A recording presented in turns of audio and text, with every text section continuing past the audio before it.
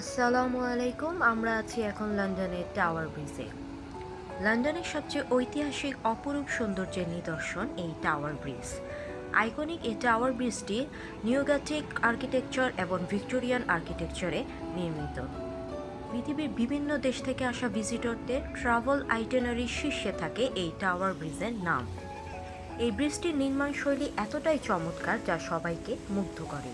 ব্রিজটি দেখলে অনেকে মধ্যযুগীয় স্থাপনা বলে মনে করে থাকলেও আসলে এটিকে আধুনিক যুগেই কিন্তু নির্মাণ করা হয়। এটিকে এমনভাবে নির্মাণ করা হয়েছে যেন দেখলে এটিকে অনেক প্রাচীন মনে হয়, আর এখানেই এই নির্মাণ কৌশলীদের সার্থকতা।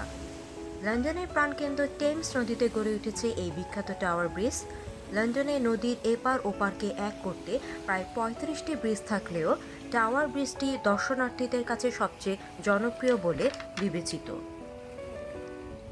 টেমস নদীর পূর্ব পারে ঐতিহাসিক টাওয়ার অফ লন্ডনের পাশে গড়ে উঠেছে এই বিখ্যাত টাওয়ার ব্রিজ।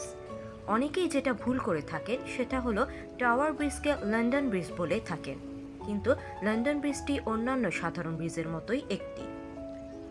অনেক বিখ্যাত বলিউড হলিউডের মুভির দৃশ্য ধারণ করা হয়েছে এই আইকনিক টাওয়ার ব্রিজে। রোম্যান্টিক সং থেকে শুরু করে ফাইটিং অ্যাকশনের দৃশ্য ফুটিয়ে তোলা হয়েছে বিভিন্ন বিখ্যাত সিনেমাতে। এই টাওয়ার ব্রিজে সেগুলোর শুটিং ধার্য করা হয়েছে। কাউকে না জানিয়ে আপনি যদি লন্ডন ঘুরতে আসেন তাহলে এই টাওয়ার ব্রিজের সামনে আপনার একটি ছবি সোশ্যাল মিডিয়ায় আপনার বন্ধুদের মাঝে আলোড়ন সৃষ্টি করতে যথেষ্ট যে আপনি এখন লন্ডনে অবস্থান করছেন। তাই লন্ডনে আসবেন আর ভাস্কুলার সাসপেনশন ব্রিজের সমন্বয় এই টাওয়ার ব্রিজের সামনে আপনার একটি ছবি থাকবে না, তা আসলেই কল্পনা করা যায় না। টাওয়ার ব্রিজটি 1886 সালে নির্মাণ কাজ শুরু হয়ে ৮ বছর পর 1894 সালের 30শে জুন উদ্বোধন করা হয়। অনেকেই মনে করেন টাওয়ার ব্রিজে দুটি টাওয়ার আছে বলে এর নামকরণ করা হয়েছে টাওয়ার ব্রিজ, কিন্তু আসলে কি তাই দর্শক? না, একদমই নয়। বরং টাওয়ার অফ লন্ডনের পাশে গড়ে উঠেছে বলেই এর নামকরণ করা হয়েছে টাওয়ার ব্রিজ। আর হ্যাঁ, এই ঐতিহাসিক টাওয়ার অফ লন্ডনের ইতিহাস কিন্তু প্রায় 1000 বছর পুরনো।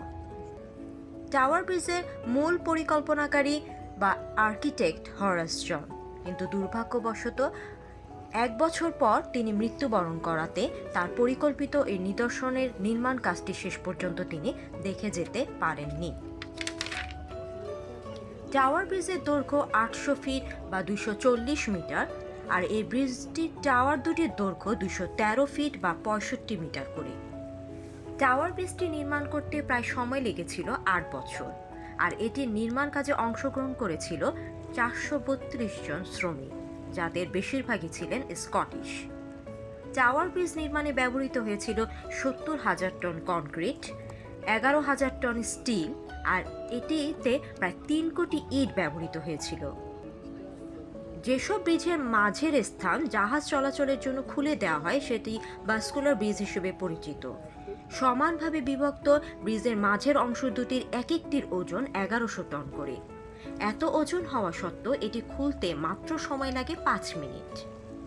এই কাজটি পরিচালনার জন্য ব্রিজে রয়েছে একটি ইঞ্জিন রুম। অ্যালার্মের সাহায্যে জানিয়ে দেওয়া হয় যানবাহন ও পথচারীদেরকে যে এটি এখন জাহাজ চলাচলের জন্য খোলা হবে। বছরে প্রায় 800 বার এই ভাস্কুল ব্রিজটি খোলা হয়ে থাকে।